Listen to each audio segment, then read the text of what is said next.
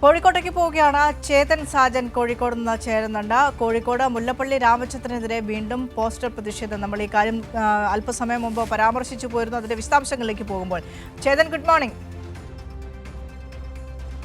Good morning Vinisha. Good morning.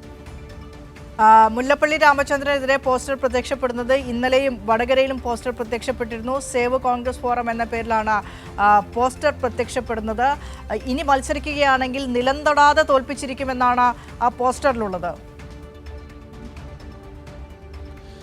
തീർച്ചയായും വിനിഷ, നിയമസഭാ തെരഞ്ഞെടുപ്പ് അടുക്കുന്തോറും സാധാരണ കോൺഗ്രസ് പാർട്ടിയിൽ ഉണ്ടാകുന്ന കാര്യമാണ് സീറ്റ് ചർച്ചയും ഇതുപോലെ തന്നെ പോസ്റ്റർ പ്രതിഷേധവും. ഇതിൻ്റെ ഭാഗമായി തന്നെയാണ് ഇന്ന് വീണ്ടും കോൺഗ്രസിലെ തലമുതിർന്ന നേതാവായ മുല്ലപ്പള്ളി രാമചന്ദ്രനെതിരെ വീണ്ടും ഇത്തരത്തിൽ ഒരു പോസ്റ്റർ പ്രതിഷേധം ഉണ്ടായത്. കഴിഞ്ഞ ദിവസവും ഇന്നലെയും ഈ സംഭവം അരങ്ങേറിയതാണ്. മുല്ലപ്പള്ളിയുടെ ജന്മനാട്ടിലായിരുന്നു ഇത്. പോസ്റ്റർ പ്രത്യക്ഷപ്പെട്ടില്ലെങ്കിൽ ഇന്നിതാ ഇപ്പോൾ നാദാപുരം നിയോജക മണ്ഡലത്തിലെ വിവിധ ഭാഗങ്ങളിലാണ് പോസ്റ്റർ പ്രത്യക്ഷപ്പെട്ടത്. സേവ് കോൺഗ്രസ് എന്ന പേരിലെ ചില സംഘടന, അത്ര ഒരു കടലാസ് സംഘടനയാണെന്ന് വിചാരിക്കുന്നു.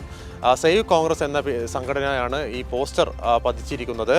പ്രധാനമായും അവർ എടുത്തു പറയുന്നത് മുല്ലപ്പള്ളി 82 വയസ്സ്, 7 തവണ MP, 2 തവണ കേന്ദ്രമന്ത്രി, KPCC പ്രസിഡന്റ്, അതുപോലെ തന്നെ AICC ഭാരവാഹി തുടങ്ങി നിരവധി പദവികൾ വഹിച്ച മുല്ലപ്പള്ളി രാമചന്ദ്രൻ മാറി നിൽക്കണം എന്നാണ് പ്രധാനമായും ആവശ്യപ്പെടുന്നത്. ഇത് ഈ പോസ്റ്റർ പ്രത്യക്ഷപ്പെടാനും കാരണമുണ്ട്. ഇന്നും നാളെയുമായി വയനാട് ബത്തേരിയിൽ ചിന്തം ശിബിർ കോൺഗ്രസിൻ്റെ നടക്കുന്നുണ്ട്. ഇത് കഴിയുന്നതോടുകൂടി ഏകദേശം നിയമസഭാ സ്ഥാനാർത്ഥികളെക്കുറിച്ചുള്ള ചിത്രങ്ങളൊക്കെ പുറത്തു വരുമെന്നാണ് പ്രതീക്ഷിക്കുന്നത്. ഇതിന് മുന്നോടിയായാണ് ഇന്ന് നാദാപുരത്ത് ഇത്തരത്തിലൊരു പോസ്റ്റർ പ്രത്യക്ഷപ്പെട്ടത്. മുല്ലപ്പള്ളി നാദാപുരത്തും അതുപോലെ തന്നെ കൊയിലാണ്ടിയിലും മത്സരിക്കാൻ താല്പര്യമുള്ള വ്യക്തിയാണെന്നാണ് പുറത്തു വരുന്ന വാർത്തകൾ പ്രകാരം.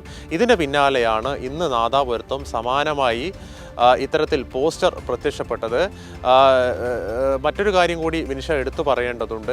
MP-മാർ ഇത്തവണ, കോൺഗ്രസ് MP-മാർ ഇത്തവണ നിയമസഭാ തെരഞ്ഞെടുപ്പിലേക്ക് മത്സരിക്കുമോ എന്ന കാര്യം കൂടി പുറത്ത് വരേണ്ടതുണ്ട്. കഴിഞ്ഞ നിയമസഭാ തെരഞ്ഞെടുപ്പിന് തൊട്ടു മുമ്പായും ഇത്തരത്തിൽ ചില ചർച്ചകൾ കോൺഗ്രസിൽ ഉണ്ടായിരുന്നു. എന്നാൽ അത് പിന്നീട് MP-മാർ മത്സരിക്കേണ്ട, തൽക്കാലം ഒരു പാർലമെൻറ്റ് ബൈ ഇലക്ഷനിലേക്ക് പോകണ്ട എന്ന് തീരുമാനിക്കുകയായിരുന്നു കോൺഗ്രസ്. സമാനമായും ഇപ്പോഴും അത്തരത്തിൽ ചില ചർച്ചകൾ ഉയർന്നു വരുന്നുണ്ട്. കോൺഗ്രസ് MP-മാർ മത്സരിക്കണോ വേണ്ടയോ? പ്രത്യേകിച്ച് കാരണം എന്തെന്ന് പറഞ്ഞാൽ തദ്ദേശ തെരഞ്ഞെടുപ്പിൽ നേരിയ ഒരു മുൻതൂക്കം UDF-ന് ലഭിച്ചിരുന്നു. ഇതിന് പിന്നാലെയാണ് നിയമസഭയിലേക്ക് മത്സരിക്കാൻ വേണ്ടി MP-മാർ ഉടുപ്പും തുന്നി ഇറങ്ങിയിരിക്കുന്നത്.